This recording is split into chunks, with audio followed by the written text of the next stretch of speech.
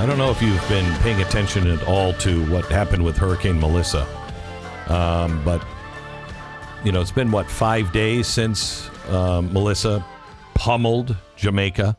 I mean, pummeled it, and not a lot of people are showing up. It's really not good. At least 28 people have died since the hurricane hit. Monster Category 5, 185 mile an hour winds. They say just trees are piled up everywhere. 400,000 people in Jamaica have zero power. They don't have cell phone service. They don't have Wi-Fi. They don't have water. And they don't. And again, like I said, nobody's coming. Mercury One was there over the weekend, and Jack Brewer was there. Jack's an amazing guy. He's a 3-time NFL team captain. He is a minister, humanitarian, civil rights commissioner on the U.S. Commission for the Social Status of Black Men and Boys, vice chair of the Florida Department of Juvenile Justice Advisory Board, leads a national advocacy for fatherhood, criminal justice reform. A really, really good guy. In fact, he just won Mercury One's Angel Bonhoeffer Award, which is really for very, very special people. He was down with us in Jamaica just this weekend. He just got home. I wanted to get an update on what he saw. Jack, welcome to the program. How you doing, Glenn? Great. Thanks for having me. You bet.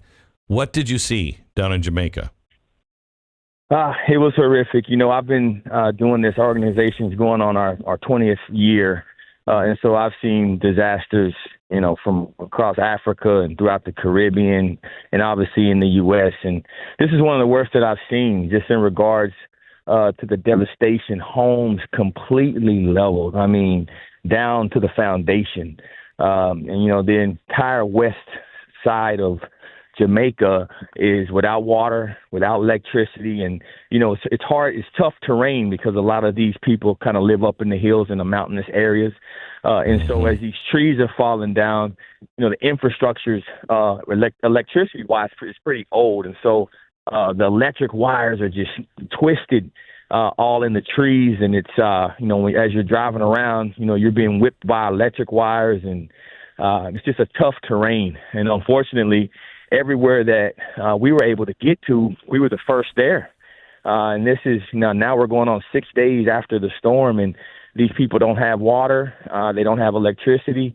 You see, just piles and piles of humans sitting next to each other trying to get water. They're washing their clothes with the salt water, and they're the gas pumps have run out. There's fights at the gas pump because people are trying to desperately get enough fuel, if they do have a generator, to get fuel for it, or cars to get places. And the most heartbreaking thing is that folks haven't found their family members. There's no communication. We brought several dozen Starlinks with us. We brought battery packs and start to give them to the people, but they haven't communicated with their people. There's still so many folks. I know when I was there, they had just found 6 more bodies in the area, and they were asking us for cadaver dogs and asking us if we could assist with them. And I mean, it's terrible. It really is, Glenn.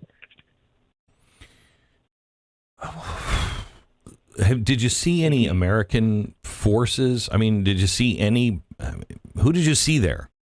I keep hearing that nobody was there, but there has to be somebody. Nobody. Well, I saw a couple helicopters in the air. I saw a couple military helicopters in the air, but again, when you get up into these mountainous regions, the higher up you go, the worse the devastation. If you were just to go there and you look down, it looks like a normal hurricane, trees down, and, it's a difficult place. But when you start to go up these mountains, I'm talking about a quarter mile, everything's wiped out. And literally, Glenn, no one has come. I went to village after village, town after town. No aid organization had come. I think they just started to try to get to Westmoreland because you have to take a helicopter to get in there. But if you start in Montego Bay and kind of work your way down south, small little towns like Tucker, Westmoreland, if you go down to Black River, in those areas are decimated. And so, they're sleeping outside. And another thing, Glenn, that's been an issue is it hadn't stopped raining. It's been raining every day. So everything's mucky. When we got there on Saturday, I mean, literally, we had to divert from a flood. The flood water started rising on our car, got up to almost the window. We had to get out of there. And this was at the time, I think, 3 days after the storm. And so they're still dealing with the water, and now they don't have any shelter. So we've been trying to deliver as many tarps and tents and those type of things that we can just for the short term, because obviously they're going to start dealing with, waterborne diseases and mosquitoes. And so we've been trying to bring as much insect repellent as we can for these people. It's a lot different, and it's a lot different in Haiti. I tell people, the people of Jamaica aren't used to this. They've lived their lives with electricity, and they're not used to living in these type of conditions. And so it's been really rough, particularly on the children of those communities. And, we saw households that, they didn't have a place to go shelter in. I talked to probably 25 different families that were inside of their homes as they blew completely down. I mean, all walls down, roofs torn off their homes. And now all of their belongings are scattered around the neighborhood. It's depressing. I know we're trying to fill a plane. We're sending a cargo plane on Wednesday, and we so desperately need your help. 100% of your donation to M1 right now will go help the people of Jamaica. Can you compare this to what we saw in North Carolina?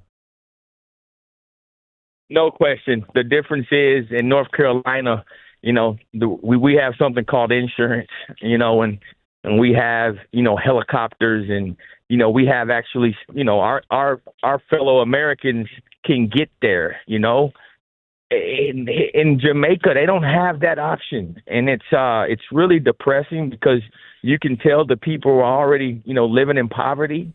And now, they're dealing with the reality. And I mean, but I will say one thing though, Glenn, the love of God and the thankfulness and the smiling and the worshiping that was happening in these towns I was in, it motivated me. It lifted me up. It humbled me to see people that had literally lost it all. But they were so thankful, and they said, you know what, we're living to see another day. God has given us a chance to recover. We have our life. We have our children. Many of them had lost loved ones and family members, and so they were just grateful to be alive.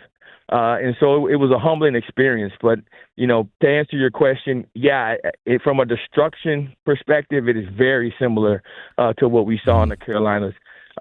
It's just the recovery and the need now, whether it's water and food, it's desperate at this time. Yeah, we had really good people drive from all over the country to get there. They just felt prompted to go do it. And, you're not driving to Jamaica. That's right. It's really difficult. Anyway, we have a cargo plane going out on Wednesday. We really need your help. You can go to mercuryone.org and donate. We are still in North Carolina. We are rebuilding. We're still in the Texas Hill Country. We're in Alaska after the horrific typhoon that hit just a few weeks back. We are all over, and we're getting ready to go to Africa with the Nazarene Fund to rescue Christians. We really need your help. And again, I give you my word, 100% of it goes right directly to the cause. There's no funding, nothing comes off the top. It will go right to the cause. So go to mercuryone.org and help us help people. Mercuryone.org. Jack, have you been over and you seen what's happening over in Africa? So I've done extensive work in Africa. I have not directly in the northern portions of Nigeria. I do plan to go there very soon. I have been keeping up. I actually have a number of our partners there. We run about 50 orphanages in Africa, so I'm used to that terrain. But I can tell you, as I've been talking to a lot of folks on the ground, it's a really sad situation. The people that are being persecuted, the Christians that are being persecuted, are the poorest of the poor. These people are living in, conditions where, they don't have running water. Many of them, they live in villages, little means. And so these Islamic groups have really come in and taken advantage of them, and taken over their villages. So one would ask, how are you able to just take over a village? How can you take over that many people? Why haven't they fought back? Well, these are the most vulnerable people in the world, the people that Christ told us to protect as Christians. And so I'm so happy that President Trump stepped in and the statement, me too. Backed up by our amazing Secretary of War, Pete Hegseth. But we got to do something about this. I mean, this the precedent that it's setting is one that is dangerous for the world. It's also happening in Sudan, running rampant now. I've heard I've heard Sudan is actually, in some ways, worse, and nobody is paying attention to Sudan. I mean, barely anybody is paying attention to Nigeria, but what I'm hearing coming out of Sudan is awful. Yeah, it's awful. It really is awful. And Sudan's a little bit different because you have, it's more of a Muslim country. Nigeria has had a really thriving Christian community, right, in the past. And for some reason, I think this government that they have now has this Islamic influence over it that's really trying to, and they're telling their people that it's propaganda. So if you ask a Nigerian, many will tell you, "Oh, it's propaganda, it's propaganda." But the world's starting to see it, and so I think they'll have to really address these issues and not be able to just use their media to distort the narrative for their people. It's important for the Nigerians, I feel, and I just pray that President Trump and our administration continues to use our influence on the world to protect our Christian brothers and sisters. Jack, it was good to see you the other night. Thank you so much. Appreciate all that you do. Yeah, thank you, Glenn. And just so you know, and all your listeners, man, without Mercury One, we wouldn't be able to do any of this work. It's the Bible tells us that we all need elders, and we need people who God has appointed to us. I know our organization knows that God has appointed you to us. I mean, we've been able to affect the lives of so many people, man. I mean, the poorest of the poor and the forgotten, because of the support of Mercury One. And I'm just humbled to be your partner and your friend and brother. And I pray everyone can continue to lock our arms to help those that are hurting around our world. You are one of the many Moses figures that we play errand to and hold your arms up. You're doing all the hard work, Jack. God bless you. Thank you so much. If you can help us, please go to mercuryone.org. That's mercuryone.org. You can donate. There's many things going on. Our general fund will allow the money to go to many different things as it is needed. But right now, we really need the help for Jamaica. We're filling a cargo plane on Wednesday to get it there. This is for the poorest of the poor, the people who are just completely left alone. As Jack said, and I talked to Mercury One earlier today, they're like, Glenn, like nobody is there. Like nobody is there. Our governments, their government, our government failed us here. Their government, I mean, we have to help each other. We have to help each other. Mercuryone.org. That's mercuryone.org.